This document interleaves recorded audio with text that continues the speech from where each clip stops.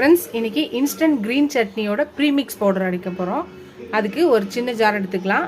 புதினா, கொத்தமல்லி போட்டுக்கலாம். பச்சை மிளகா, இஞ்சி 2 பச்சை மிளகா, ஒரு சின்ன துண்டு இஞ்சி போட்டிருக்கேன், போட்டுக்கலாம். தனியா பவுடர் 1 ஸ்பூன், சீரகம் 1 spoon, amchur powder 1 spoon, chaat masala 1 spoon,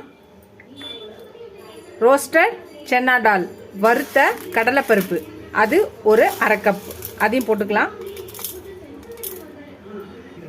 1 spoon salt போடுறேன்.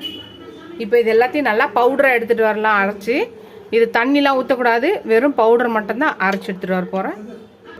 பாருங்கள், நம்மளோட க்ரீன் சட்னி ப்ரீமிக்ஸ் பொடி ரெடி ஆயிடுச்சு. இப்போ இது ஒரு பக்கம் வச்சுக்கலாம். இதில் ஒரு 2 ஸ்பூன் நம்ம போட்டுக்கலாம். இந்த க்ரீன் சட்னி பொடி போட்டுட்டு நம்மளுக்கு எவ்வளோ தேவையோ அவ்வளோ க்ரீன் சட்னி போட்டுக்கலாம்.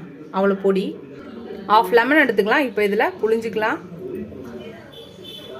1/2 லெமனை புளிஞ்சாச்சு. கொஞ்சம் தண்ணி ஊற்றிக்கலாம். இப்போ இதை கலக்கிக்கலாம்.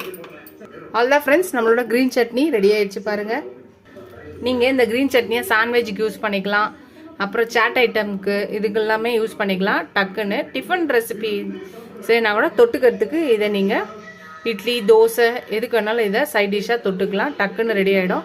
நீங்களே இந்த டக்குன்னு ரெடி ஆகிற இன்ஸ்டன்ட் க்ரீன் சட்னியை ரெடி பண்ணி வச்சிட்டிங்கன்னா இந்த ப்ரீமிக்ஸ் பவுடரை நீங்கள் யூஸ் பண்ணிக்கலாம். தேவைப்படும் போது ட்ரை பண்ணி பார்த்துட்டு எப்படி இருக்குன்னு சொல்லுங்கள். மேக்ஸிமம் இதை 15 டேஸ்க்குள்ளே இதை காலி பண்ணிடணும். ட்ரை பண்ணி பார்த்துட்டு எப்படி இருக்குன்னு சொல்லுங்கள். இந்த வீடியோ உங்களுக்கு பிடிச்சினா லைக் பண்ணுங்கள். ஃபஸ்ட் டைம் என் சேனலை பார்க்குறவங்க சப்ஸ்கிரைப் பண்ணிட்டு பாருங்கள்.